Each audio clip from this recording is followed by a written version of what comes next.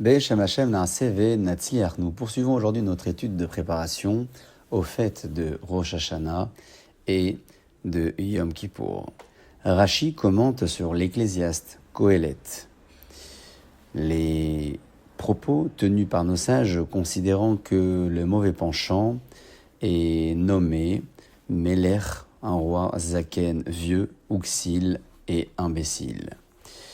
Le Yetzer Hara, le mauvais penchant, entre dans l'esprit de l'homme dès sa naissance, tandis que le bon penchant, le Yetzer Tov, fait son accès uniquement à partir de l'âge des 13 ans et un jour, l'âge de la majorité religieuse. Par ailleurs, le Talmud dans Baba Batra enseigne que le Yetzer Hara et le Satan et représente également l'ange de la mort.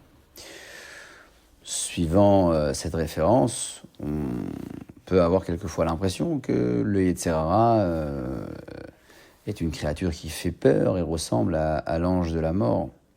Il est d'ailleurs même décrit comme une créature avec de nombreux yeux. Nous avons donc réellement besoin d'approfondir et de comprendre ce que l'on dit habituellement au sujet des enfants qui, avant l'âge de la bar mitzvah, n'ont absolument pas de Yetzer Tov et de bon penchant. Alors que la plupart du temps, jusqu'à cet âge de la majorité, on les considère comme des innocents et comme des enfants purs.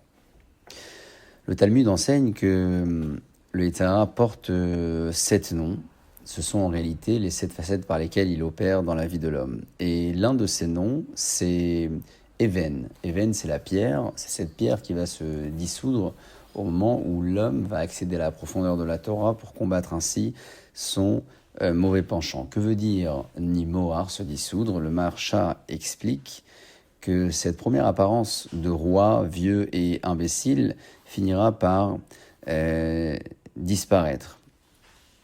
Suivant ces quelques éléments, et tenant compte du fait que le Yetzer Hara porte également le nom de Even, de la pierre, nous pouvons considérer qu'il est lui aussi à l'image de l'enfant qui ne réalise rien, c'est-à-dire qui attend et reçoit ce qu'il souhaite. Il n'a pas donc encore de progression et de projet, ni de responsabilité.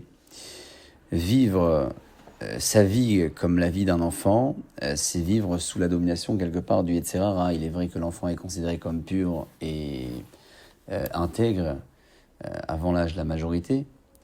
Il a tout de même le devoir de prendre sur lui le joug des mitzvot à partir de l'âge de 13 ans et un jour pour un homme et 12 ans et un jour pour une fille. C'est donc tout à fait normal qu'il n'ait pas encore, jusqu'à l'âge de la majorité, cette appétence, cette volonté de réaliser le bien avec l'énergie du Yetzer Tov. Il n'est pas pour autant considéré comme une mauvaise créature, il est tout simplement inactif, à l'image de ce Yetzer Hara également que l'on décrivait, puisque parmi les activités menées par le Yetzer Hara se trouve également l'inaction de l'homme. À nous de considérer donc les raisons pour lesquelles Akadosh Baruch Hu a insufflé en nous cette bonne volonté et ce bon penchant pour combattre nos tentations, nos désirs à l'approche des jours redoutables. Ainsi s'achève notre étude du jour. Baruch Adonai Leolam, Amen et Amen.